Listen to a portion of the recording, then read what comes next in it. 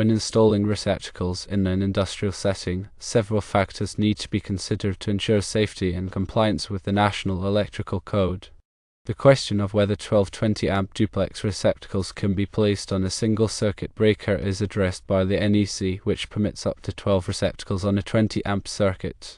Therefore, it is permissible to install all 12 receptacles on one 20 amp circuit breaker. The appropriate size of the circuit breaker for this configuration is 20 amps. This rating ensures that the circuit is adequately protected against overloads and short circuits, preventing potential hazards. Regarding the suggestion to use 10 American wire gauge wire for future expansion, while it is not strictly necessary, it is not prohibited either. 12 American wire gauge wire is typically sufficient for a 20 amp circuit and can accommodate additional receptacles within the circuit's capacity. The decision to use 10 American wire gauge wire may be based on factors such as future load requirements or the desire for a larger margin of safety, but it's worth noting that the cost of 10 American wire gauge wire is higher than 12 American wire gauge wire. Several additional considerations should be kept in mind during the installation process. Firstly, using receptacles with back wire connections can simplify installation and improve the reliability of the connections. Back wiring allows for easier insertion and securing of wires, reducing the risk of loose connections.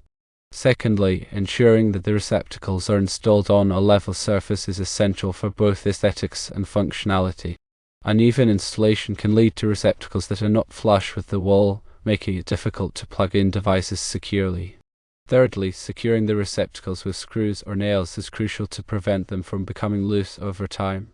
Loose receptacles can pose a safety hazard and may eventually require replacement. Finally, before putting the circuit into service, it is imperative to test it with a multimeter to verify proper voltage and continuity. This step helps to identify any potential wiring errors or other issues that could compromise the safety or performance of the circuit. By adhering to these guidelines and best practices, it is possible to install receptacles safely and effectively in an industrial wiring application, while also providing for future expansion as needed. Here is more in-depth information. The National Electrical Code, or NEC, is a widely adopted standard for electrical installations in the United States. It provides guidelines and requirements for safe electrical practices. When dealing with receptacles on an industrial wiring application, several sections of the NEC are relevant. Firstly, NEC Section 210.21. B1 addresses the permissible number of outlets on a branch circuit. For a 20 amp branch circuit, the NEC allows for the connection of multiple outlets, provided that the total load does not exceed the rating of the circuit. In general, the NEC permits up to 12 outlets on a 20 amp circuit. However, this number may vary depending on the specific application and the anticipated load of each outlet. Secondly, NEC Section 210.24 provides guidance on branch circuit ratings. It specifies that a 20 amp branch circuit shall be protected by a 20 amp circuit breaker or fuse. The overcurrent protection device is essential to prevent overloading of the circuit, which could lead to overheating and potential fire hazards. Thirdly, NEC Section 310.15 addresses conductor ampacity. It provides tables and guidelines for determining the appropriate size of conductors based on their ampacity rating. For a 20 amp circuit, 12 American wire gauge copper conductors are typically sufficient, provided that they are installed in accordance with the NEC requirements for ampacity, dirting, and overcurrent protection. Fourthly, NEC Section 406.4 outlines the requirements for receptacle installation. It specifies that receptacles shall be securely mounted and supported, and that they shall be installed in accordance with the manufacturer's instructions. The NEC also requires that receptacles be grounded to ensure electrical safety. Fifthly, NEC Section 110.3 provides general requirements for electrical equipment.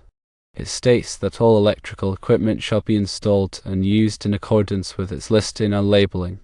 This requirement ensures that the equipment is suitable for the intended application and that it is installed in a safe manner. When installing receptacles on an industrial wiring application, it is essential to comply with all applicable requirements of the NEC. Failure to do so could result in electrical hazards, code violations, and potential liability.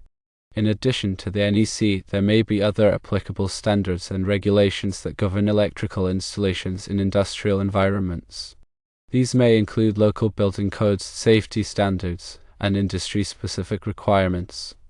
It is important to consult with qualified professionals and local authorities to ensure compliance with all applicable regulations.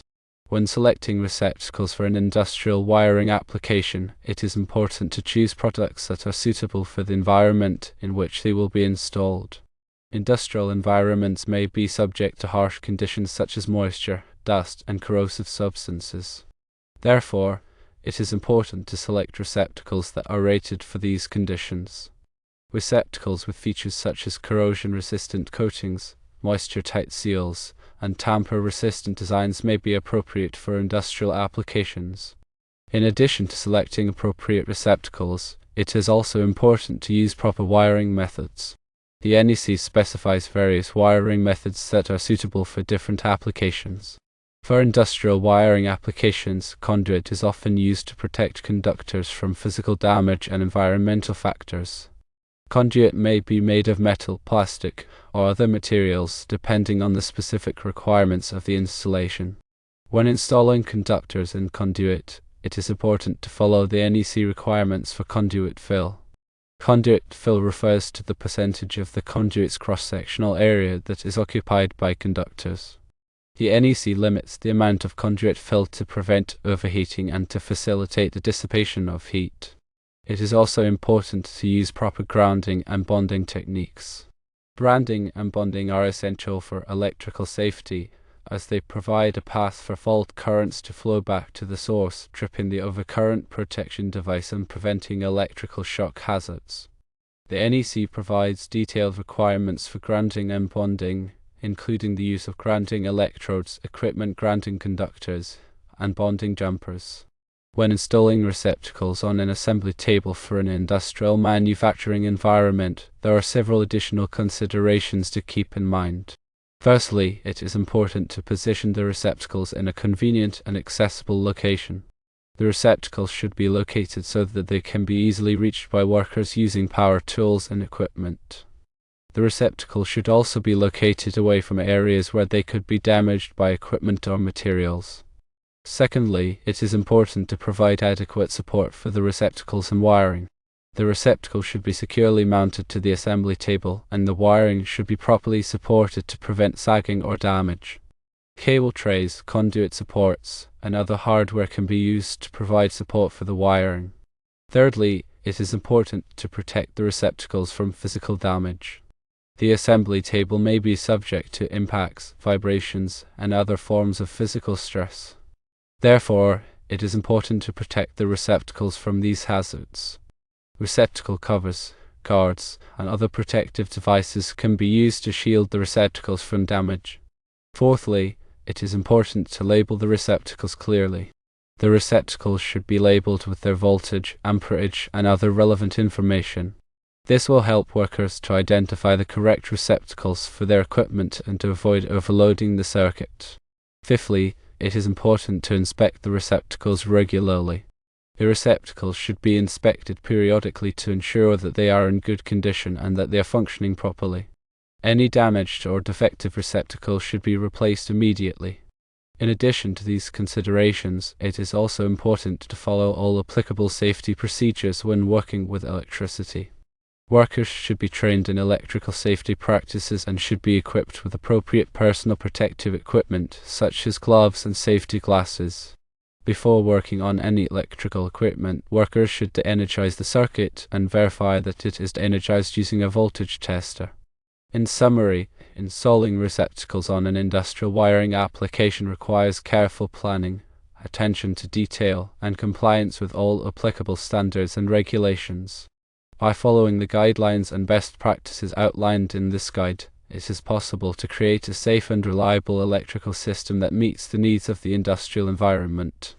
Here are some additional points to remember regarding electrical safety. Always de-energize circuits before working on them. Use a voltage tester to verify that circuits are de-energized. Wear appropriate personal protective equipment, such as gloves and safety glasses. Follow all applicable electrical codes and regulations. If you are not qualified to perform electrical work, hire a licensed electrician. Never overload circuits. Replace damaged or defective electrical equipment immediately. Keep electrical equipment dry and free from moisture. Be aware of potential electrical hazards, such as exposed wires and damaged insulation. Avoid contact with electrical conductors. Use caution when working near power lines. If you see something that doesn't look right, report it to a qualified professional. Remember that electricity can be dangerous, and it is important to take precautions to protect yourself and others from electrical hazards. Now let's think about sizing your wiring. When determining the appropriate wire gauge for an electrical circuit, several factors must be considered to ensure safety and compliance with electrical codes. These factors include the ampacity of the circuit, the length of the run, the ambient temperature, and the type of insulation used. The ampacity of a circuit refers to the maximum amount of current that the circuit is designed to carry. This value is determined by the rating of the circuit breaker or fuse that protects the circuit. For example, a 20 amp circuit is designed to carry a maximum of 20 amps of current. The wire gauge must be large enough to safely carry the ampacity of the circuit without overheating or causing a voltage drop. The length of the run refers to the distance that the wires must travel from the power source to the load. The longer the run, the greater the resistance of the wires, and the greater the voltage drop. Voltage drop can cause appliances to malfunction or not operate at all. To minimize voltage drop, it is necessary to use a larger wire gauge for longer runs. The ambient temperature refers to the temperature of the surrounding environment. Higher ambient temperatures can reduce the ampacity of wires, as the wires will dissipate heat less efficiently. To compensate for higher ambient temperatures, it may be necessary to use a larger wire gauge. The type of insulation used in the wires can also affect their ampacity. Some types of insulation are more heat resistant than others. Wires with heat-resistant insulation can carry more current than wires with less heat-resistant insulation. To determine the appropriate wire gauge for a given circuit, electrical codes such as the National Electrical Code, or NEC, provide tables that list the ampacity of different wire gauges for various conditions. These tables take into account the factors listed above, such as the ampacity of the circuit, the length of the run, the ambient temperature, and the type of insulation used. To use these tables, first determine the ampacity of the circuit. Then determine the length of the run. Next, determine the ambient temperature. Finally, determine the type of insulation used in the wires. Once you have gathered this information, you can consult the appropriate table in the NEC to determine the minimum wire gauge required for the circuit. It is always a good idea to err on the side of caution and use a slightly larger wire gauge than is required by the NEC. This will provide a greater margin of safety and ensure that the circuit will operate reliably under all conditions. In addition to the NEC, local electrical codes may also have requirements for wire gauge. It is important to check with your local building department to ensure that you are complying with all applicable codes. Using the correct wire gauge is essential for electrical safety. Undersized wires can overheat and cause fires. Oversized wires are unnecessary and can add to the cost of the installation. By following the guidelines in the NEC and consulting with a qualified electrician, you can ensure that you are using the correct wire gauge for your electrical circuits.